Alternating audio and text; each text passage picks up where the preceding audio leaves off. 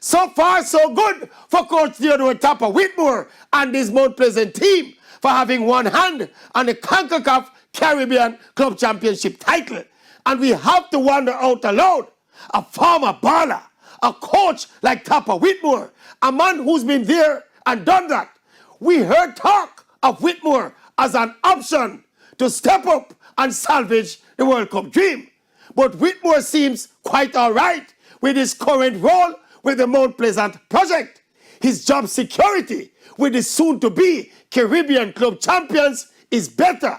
I don't know his money business, but we suspect his remuneration package is better than what the JFF would offer, because Whitmore was never ever getting even half of Hallgrimson and McLaren money, even though Tapper is twice as good as a coach. But be that as it may, while we continue with the World Cup fuss and fight, Theodore Tapper Whitmore is quite all right.